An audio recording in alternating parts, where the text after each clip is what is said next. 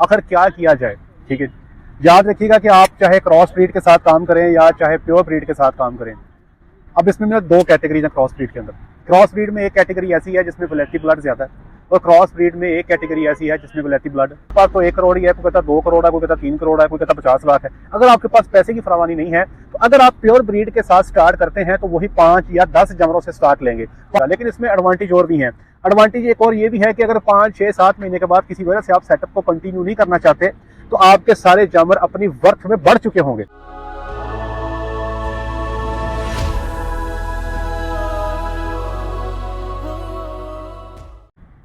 बिस्मिल्लाहिर्रहमानिर्रहीम, अस्सलाम वालेकुम वरहमतुल्लाहि वबरकातुहू। मेरा नाम है डॉक्टर मोहम्मद मुज़म्मिल हसन। एक नए सेशन के साथ आपकी खिदमत में हाजिर। तमाम तारीफ़ है मेरे अल्लाह पाक के लिए।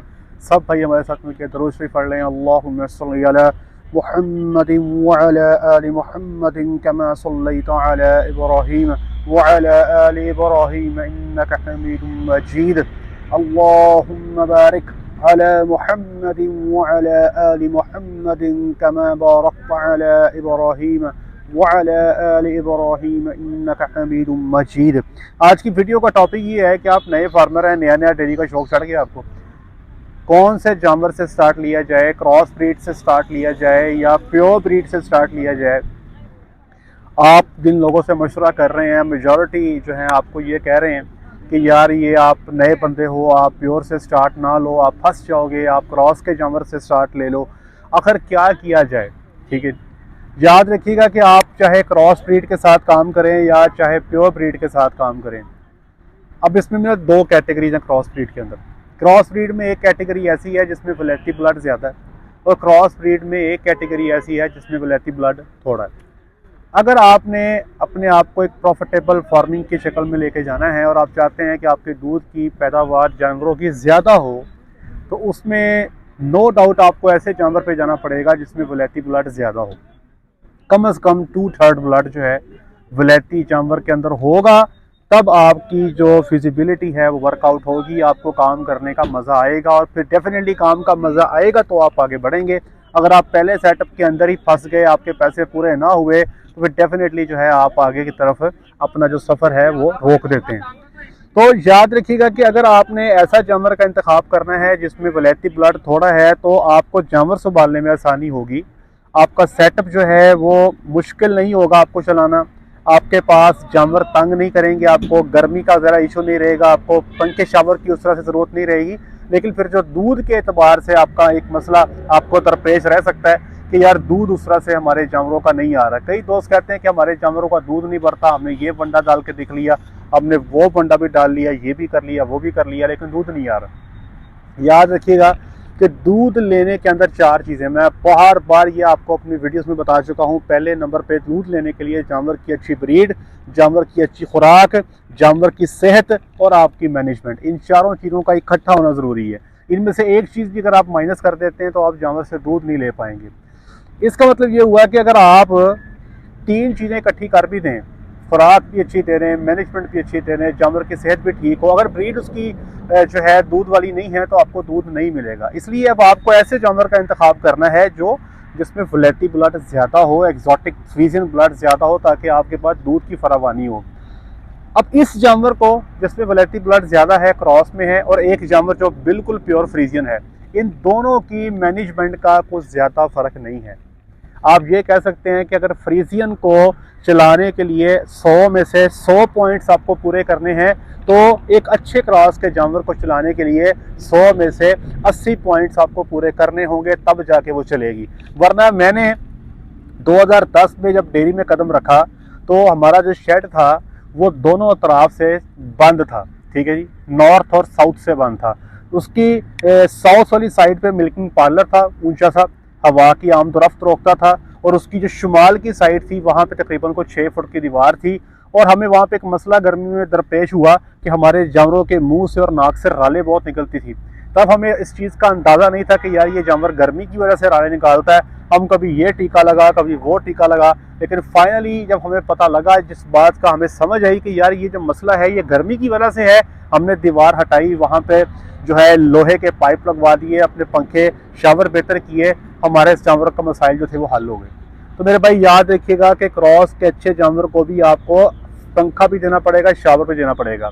अगर अब आप एक नए फार्मर हैं और आपको प्योर का शौक चढ़ गया है, तो दो सूरत हाल हैं उसको चलाने के लिए। पहली सूरत हाल ये है कि आपके पास पैसा ही बहुत है, पैसे का मसला कोई नहीं है, 5, 10, 15, 20 करोड़ जो है आपके लिए कोई प्रॉब्लम नहीं है। आप एक अच्छा बड़ा सेटअप बनाएं और अपने साथ प्रोफेशनल्स जो है वो हायर कर लें, जैसे सारी दुनिया करती है कि आप right person for the right job hire करते हैं और वो बंदा जो है आपका काम करता है।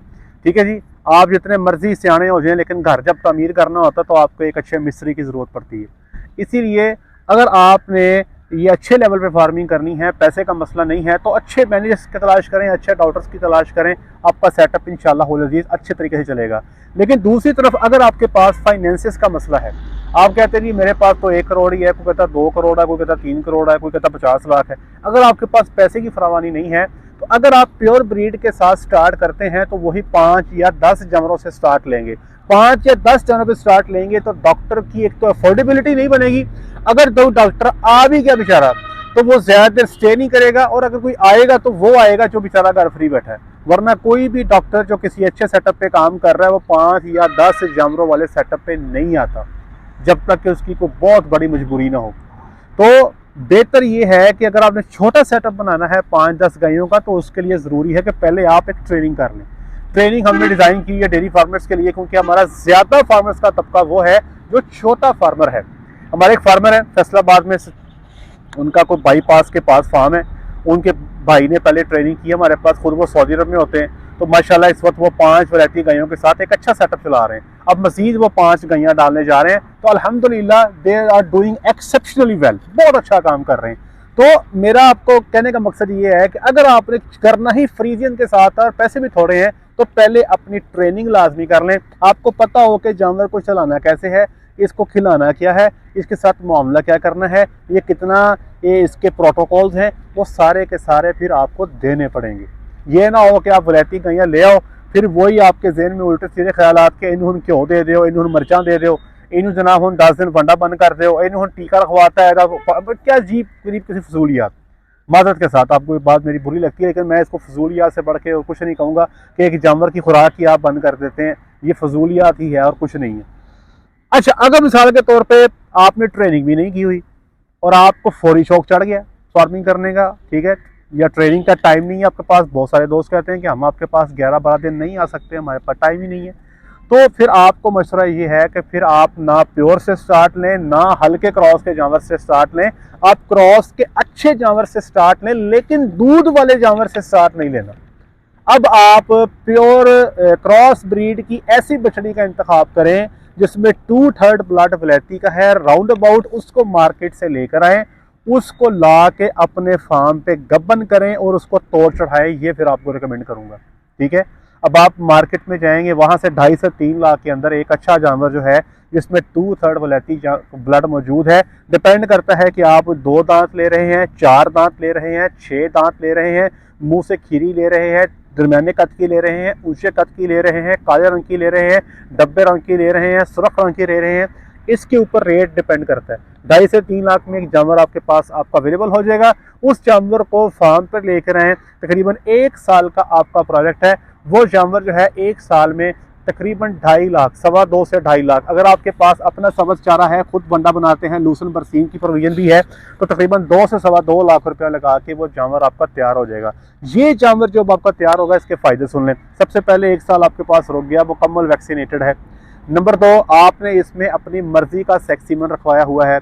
नंबर 3, इस जानवर ने आपके माहौल को मुकम्मल तौर पे अडॉप्ट कर लिया है। नंबर 4, आपने इस जानवर के साथ एक गर्मी का सीजन गुजार लिया है, आप जानते हैं कि ये जानवर गर्मी को किस तरह से बिहेव करता है। नंबर 5, एक पैलन बछड़ी सेक्स सीमन के साथ 2/3 क्रॉस ब्लड में आपके पास अवेलेबल हो चुकी है, जो कि मार्केट में आज की डेट में तलाश करने जाएं तो तकरीबन नामुमकिनात में से है, क्योंकि जो बछड़ी भी आपको मार्केट से मिलती है, नीचे उसके कोई जो बच्चे होते हैं उनकी नस्ल का पता नहीं होता, ना रिकॉर्ड होता है, ठीक है जी।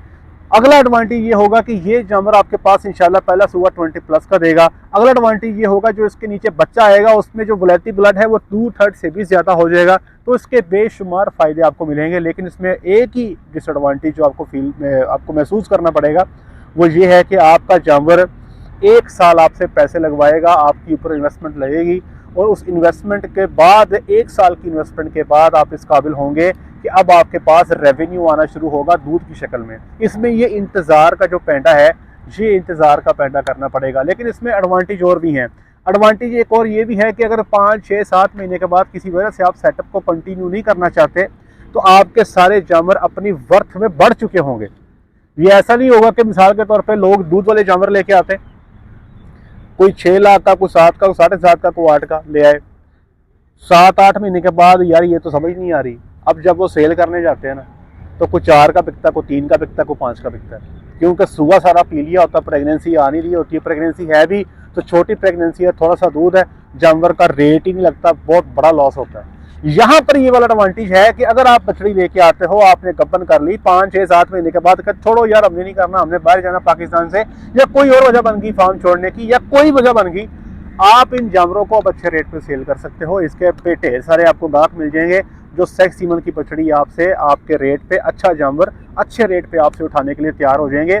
हम भी आपके लिए बैठे हैं, अगर आप हम सेल करना चाहते हैं तो हो सकता है कि हम भी उनके बायर्स और आपको एक अच्छा रेट दे रहे हैं। तो इसमें ऑल अराउंड आपको एडवांटेज मिलेंगे, आप कुछ सीख जाएंगे, एक साथ जानवरों के साथ टाइम भी गुजार लेंगे। तो ये कई सारे एडवांटेज हैं जो आपको मिल सकते हैं। तो मेरा ख्याल ये है, अगर आप नए सिरे से काम स्टार्ट करने जा रहे हैं तो जितना छोटा रिस्क लें उतना ही बेहतर है।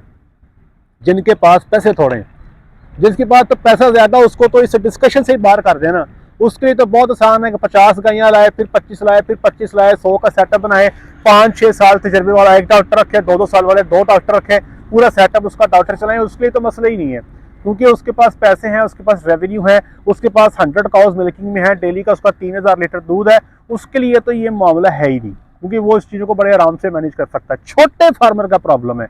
तो छोटे फार्मर से गुजारिश है कि जज्बाती डिसीजन नहीं करने, जज्बाती फैसले नहीं लेने, आपने अपनी सिचुएशन को देख के फैसला करना है। सियाने कहते हैं ना, किसी होर दा मुंह लाल होवे ना कि आप दा चंड मार के लाल नहीं कर लीदा। उसकी वजह आपने देखना है कि आपके पास क्या है, आपकी सिचुएशन क्या है, आप क्या कर सकते हैं, उसको देख के आपने जो है वो अपना डिसीजन करना है। पैसे देखें और देखें रिस्क फैक्टर कितना ले सकते हैं। लेकिन इन तमाम चीज़ों में जिस मर्जी फार्मिंग पे आए, पहला काम आपने अपने शेड को कंप्लीट करना है, आपने अपनी खुराक को कंप्लीट करना है।